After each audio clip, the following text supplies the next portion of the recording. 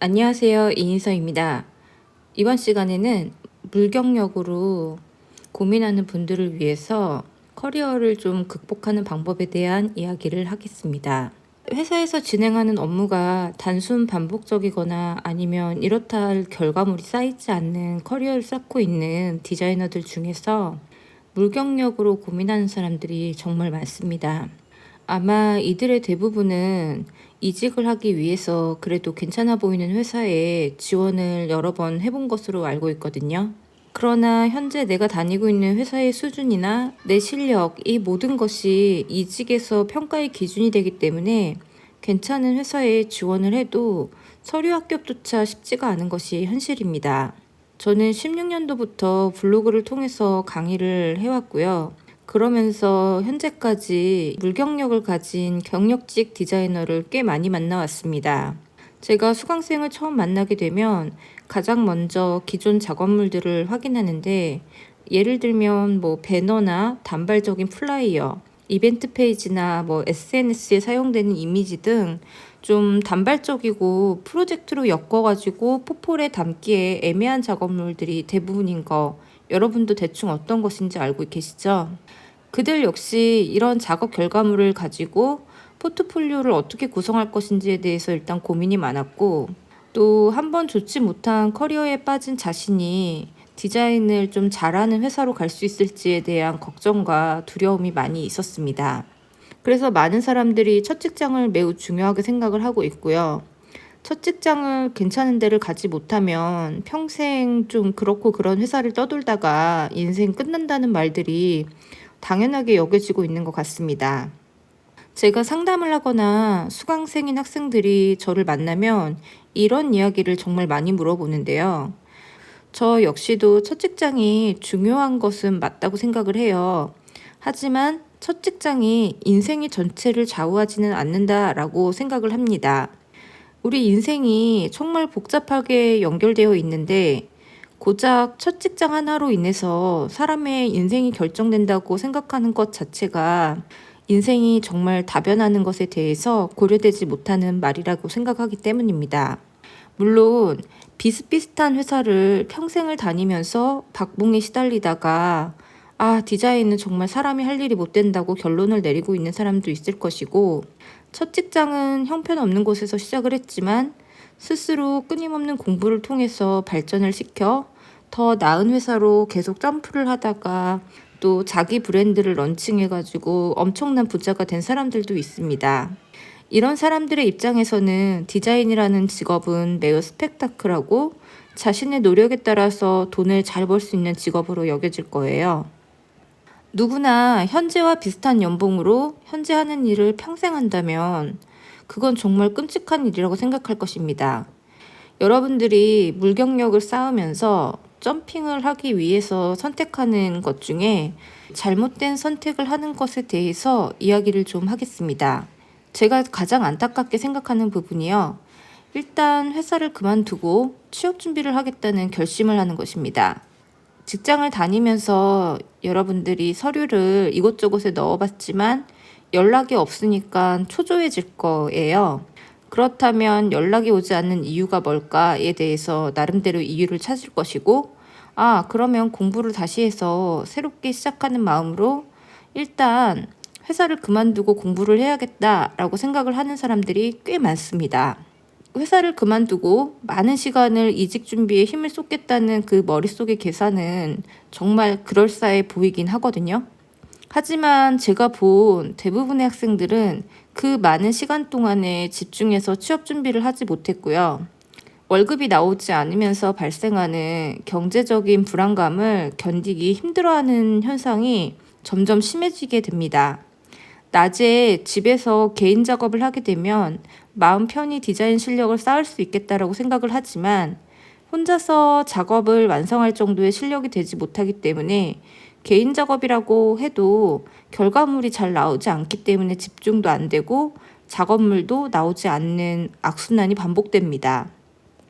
그렇게 시간이 조금 지나서 경제적으로 힘든 상황이 발생하게 되면은 여기저기 이력서를 넣어보거나 아니면 아르바이트 자리를 알아보게 되거든요. 그리고 자신이 이전에 다니던 회사와 비슷한 곳을 다시 취업을 하거나 아니면 아르바이트를 하게 되는데, 저는 아르바이트를 병행하는 것이 나쁘다고 생각하지는 않아요. 문제는 이 아르바이트를 하면서 체력이 많이 방전되기 때문에 오히려 직장 다닐 때보다 더 작업 시간을 확보하지 못하는 어려운 문제에 또 직면하게 됩니다. 저는 커리어가 좋지 않은 사람일수록 공백기를 만드는 것은 자신의 핸디캡을 하나 더 만드는 일이라고 생각을 하기 때문에 회사를 그만두고 이직 준비를 하는 것에 정말 적극적으로 반대를 하는 사람입니다.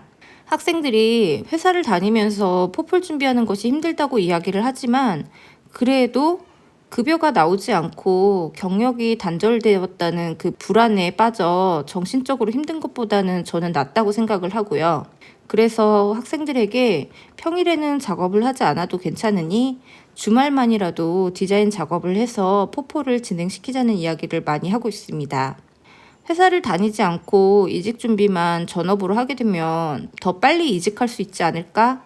이런 생각을 하게 되는데요.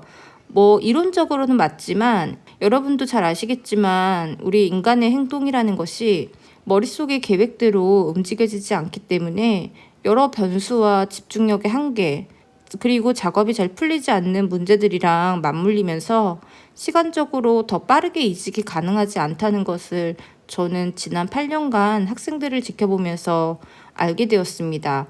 결코 전업으로 취업 준비를 한다고 해서 더 빨리 점핑하는 것은 아니라는 것을 저는 봐왔거든요.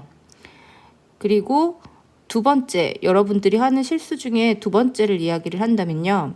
포트폴리오를 아예 새롭게 만들어버리면 더 나은 회사로 갈 수 있을 거라고 생각하는 거예요. 신입 디자이너의 경우에는 개인 작업으로 채워진 포트폴리오가 정말 당연하게 여겨질 수 있지만, 경력이 조금이라도 있는 디자이너라면 회사에서 진행한 업무를 포폴에 담아야 합니다. 경력직에 대해서 면접관이 가장 궁금해하는 것은 이 사람이 이전에 어떤 작업을 회사에서 했고 우리 회사의 업무와 관계성이 있는가의 여부입니다. 그런데 혼자만의 생각으로 포폴 작업물을 개인 작업으로 채워버리면 평가자는 이 사람이 실무를 어느 정도 할 수 있는지 평가 자체가 힘들어집니다. 그래서 회사를 다닌 경험이 있는 사람이라면 회사에서 작업한 프로젝트를 포폴에 담을 수 있도록 준비를 꼭 해야 합니다. 하지만 회사 작업이라는 것이 단순 반복되는 업무가 대부분이고 또 쪼가리 작업물이 많아서 포폴에 어떻게 담아야 될지 고민을 할 수밖에 없게 되거든요. 만약 이런 쪼가리 작업물을 그냥 나열하는 식으로 배치를 하게 된다면 기존의 내 실력이 그대로 드러나기 때문에 이직을 하게 되더라도 현재 다니고 있는 회사의 수준에서 점프를 하기는 어렵습니다. 더 나은 회사로 점프를 하기를 원한다면 내 실력이 그대로인 상태에서는 불가능해요. 내 실력 역시 점프가 되어야지 더 나은 회사로 갈 수 있다는 것을 꼭 기억해야 합니다. 혼자서 열심히 작업을 하다 보면 더 나아지겠지라고 생각하는 사람도 있거든요. 물론 혼자서 열심히 작업을 해서 실력을 만들어내는 사람도 있지만, 단순 반복적인 오퍼레이팅 작업을 주로 담당했던 디자이너는 대부분이 기본기가 많이 없는 상태이기 때문에 혼자서 공부를 하는 것 자체가 좀 어려운 것 같아요.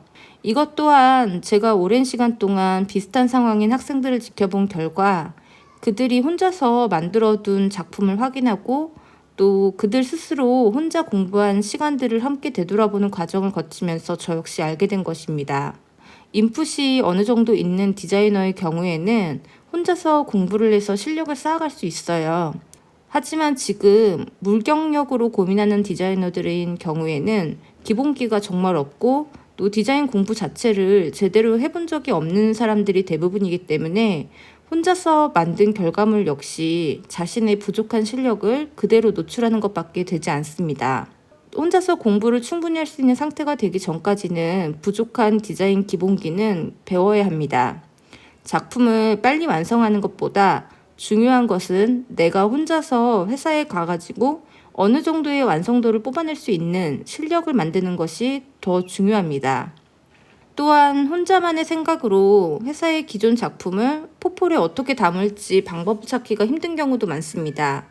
이 이야기를 회사에서 진행한 작업물을 그대로 포폴에 담는 것이라고 오해하는 사람들이 있는데, 이 역시도 회사 작업을 그대로 포폴에 담으면 내 부족한 능력을 그대로 노출하는 것이기 때문에 서류를 제출했을 때도 좋은 결과를 얻기가 힘듭니다. 회사에서 진행한 작업물을 카테고리화 시켜서 프로젝트화를 하는 1차적인 분류가 이루어져야 되고요.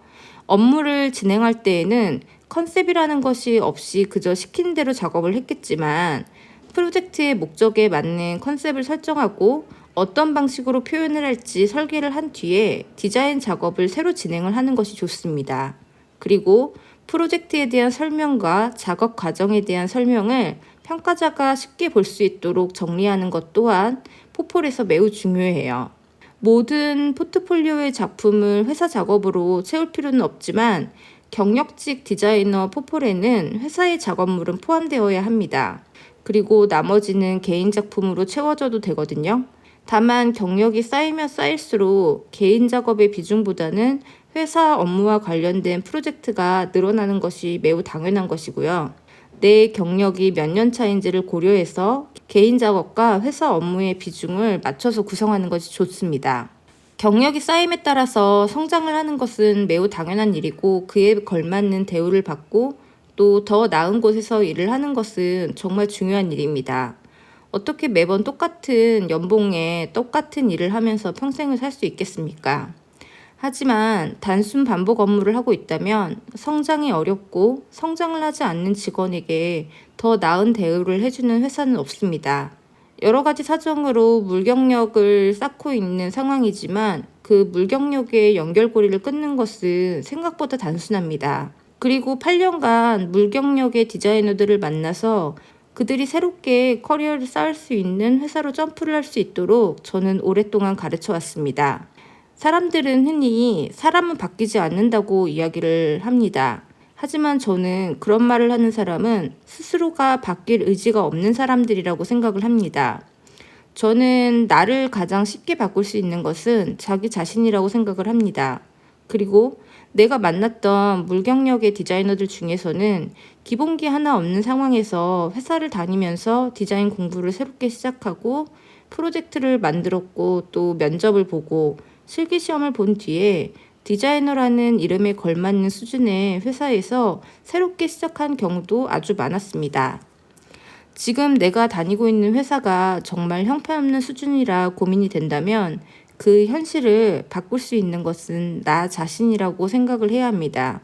스스로가 현실을 바꾸기 위해 움직이기를 시작한다면 모든 것을 바꿀 수가 있습니다. 디자인 수업에 관련된 정보는 블로그를 통해서 확인할 수 있습니다. 오늘의 이야기는 여기까지 하겠습니다. 감사합니다.